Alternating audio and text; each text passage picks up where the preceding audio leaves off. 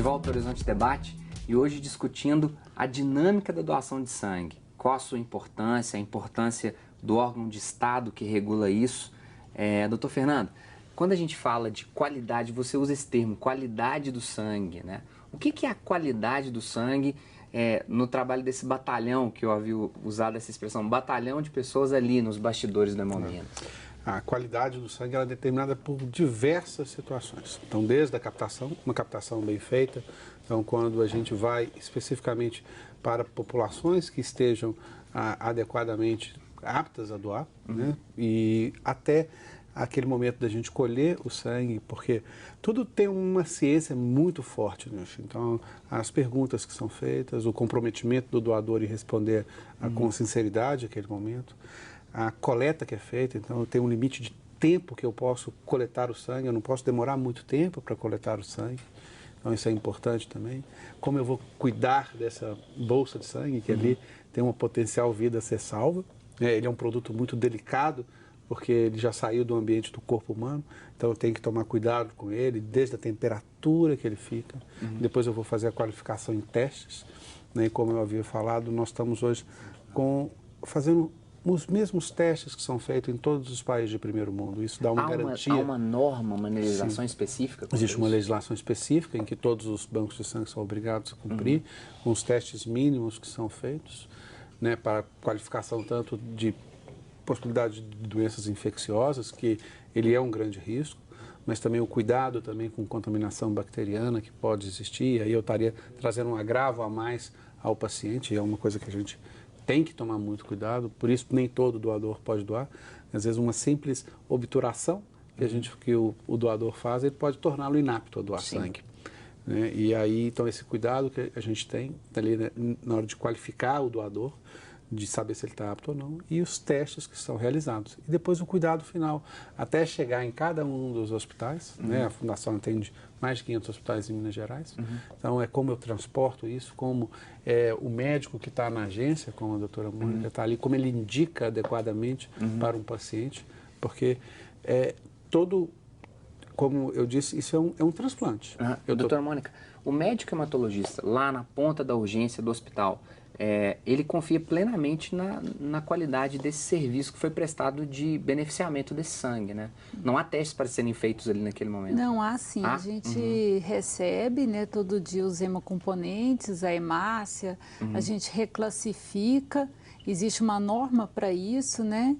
E na hora que vai fazer a transfusão, existe a prova cruzada, que são vários momentos que você tem para poder barrar um erro, porque erro acontece, né? A gente não está livre, mas com as normas e você seguindo o processo de acordo com a lei, você vai minimizando os riscos transfusionais. Né? Esses testes que a doutora Mônica falou, eles são para qualificar o sangue, agora não mais de uma forma geral, mas de uma forma específica. Essa bolsa serve para esse paciente, porque eles têm o mesmo grupo sanguíneo, ou eles têm uma compatibilidade com o grupo sanguíneo, que às vezes nem sempre a gente utiliza o mesmo grupo sanguíneo, a gente utiliza um grupo sanguíneo compatível. Então essa é a reclassificação que é obrigatória, para saber se ela, na hora de eu transfundir, o grupo sanguíneo é aquele mesmo que está escrito ali na bolsa, eu vou classificar ele junto com o sangue do paciente, para ver se eles estão adequados, porque às vezes mesmo sendo do mesmo grupo sanguíneo, às vezes pode não haver compatibilidade. Então, como você falou, quando a gente estuda no colégio, a gente fala do grupo ABO, né, e do grupo RH, mas por trás ainda existem outros grupos sanguíneos que são, eles não estão muito à vista da maioria da população, mas para pacientes específicos, por exemplo, como os pacientes que a gente atende lá no Hemocentro. Um erro pode ser fatal, pode ser... Não é questão do erro, é que eu tenho que aprofundar essa classificação. Eu vou entrar em outros grupos sanguíneos mais específicos para determinados tipos de paciente. E aí eu preciso coletar um número maior para conseguir encontrar esses grupos específicos que vão combinar com esses pacientes. Sem precisar da identificação, mas eu queria algumas histórias, assim. Isabela, tem história de gente que foi captada pela força do bem, que chegou e disse, olha, foi eu tive uma sensação tal quando eu saí do Hemocentro e tendo doado. Como é que é a recepção dessas pessoas? Que você foi, captou e qual que é o retorno que eles dão para a associação, para você? Ah, é muito bacana, assim. A gente tem uma outra campanha também, que é a campanha 5 ml de Esperança, que busca conscientizar sobre a doação de medula óssea, né? Tanto a doação de sangue simples, como o cadastro para você ser doador de medula óssea, a pessoa sempre sai com aquela sensação de dever cumprido, né? E compartilhar isso com as outras pessoas é sempre muito gratificante. Então, a gente tem, inclusive, chats no WhatsApp, que a gente troca muitas experiências, assim, e sempre tem algum voluntário. Nossa, gente, obrigada por essas informações. Eu mesma não tinha muita consciência sobre a doação de medula óssea. Eu fui aprender dentro da Força do Bem. E saber que eu posso ser uma pessoa que vou salvar a vida de um outro ser humano em qualquer lugar do mundo, isso não tem preço, né? Então, sim, a gente sempre recebe retornos. A campanha 5 ml de Esperança já salvou mais de 4 vidas, né? Que a gente tem notícia, não dá para saber porque as informações são anônimas. Sim. Às vezes a gente já teve notícia de 4 vidas. Não há algo mais recompensador do que essas histórias, né? Para continuar com o processo. Sim, sim. Doutor Fernando, uma história. Nossa, são tantas, né? Como eu lido com o Estado inteiro. De que uma bolsa salvou. Essa questão, eu lembro a primeira vez que eu vi um doador que doou 60 vezes. Eu olhei para... Eu estava recém começando a trabalhar na Fundação Minas, lá se vão quase 15 anos, e eu olhei para aquele doador e falei assim, o que motiva essa pessoa? O que motiva essa pessoa a sair de casa e doar 60 vezes? Ajudar, assim, tanta gente. Uma coisa que é impressionante isso. E isso me motivou ao longo de todos os anos que eu trabalhei na Fundação Minas a estar buscando sempre histórias novas, porque são 300 mil pessoas todo ano que a gente acaba atuando, são mais de 700 mil transfusões por ano.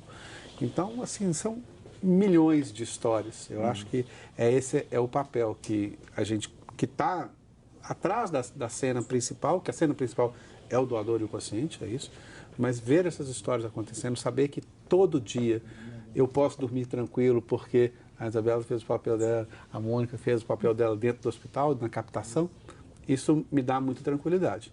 Saber que tem um estado inteiro que está coberto por essas pessoas que atuam aqui, todo dia falando, eu vou lá doar sangue, eu ouvi falar disso e garantir essa segurança. Doutor Fernando, eu me lembro de que na filmagem do Pra Mudar o Mundo, famílias que vinham do interior próximo, né, e sofrido de alguma forma, né, com um filho jovem que precisava de um atendimento odontológico, algo que teoricamente seria simples, mas que a criança tem uma patologia específica de sangue, precisava de estar lá na Fundação Hemominas e toda a estrutura sendo ofertada para essa criança, de bem-estar, de qualidade, e pensar que isso é gratuito, pensar que isso é feito com qualidade, eu acho que é uma construção tão bela do fazer o bem para as pessoas. Ela não é gratuita, a sociedade inteira Sim. arca com isso. Sim. E por isso é importante a gente valorizar, valorizar tudo que é feito, porque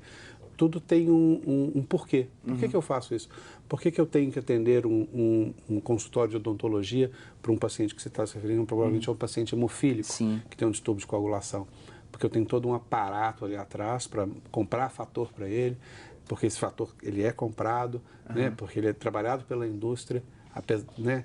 Então, tudo isso tem um porquê, tem uma lógica científica que está acoplada a isso. Então, é muito importante a gente entender para que a gente não fique achando que as coisas acontecem com tranquilidade. Sim. Apesar delas acontecerem muitas vezes, né, a Fundação Minas atende 100% dos pacientes com doença falciforme, aproximadamente 100% dos pacientes com doença com hemofilia, mas elas acontecem por vários motivos, né? Elas acontecem porque esse cuidado especial ele é necessário.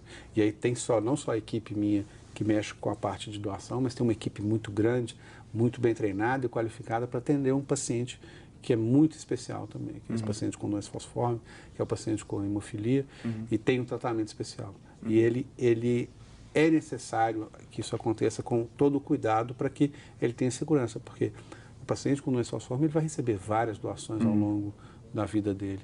Então, eu tenho que ter esse cuidado para mantê-lo com saúde, saudável, né, recebendo um sangue qualificado. Doutora Mônica, doutor Fernando, Isabela, é sempre bom ver os amigos de antigos programas. Parabéns pelo trabalho de vocês.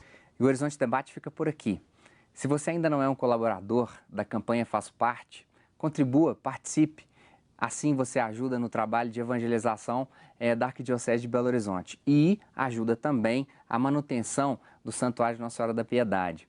O Horizonte Debate fica por aqui, mas ele se estende aí na sua casa nesse projeto de conscientização para temas importantes, inclusive esse de hoje, do dia 25. Escreva para a gente no site da TV Horizonte, você tem todas essas orientações de temas que possamos trabalhar aqui depois. Um abraço, tchau!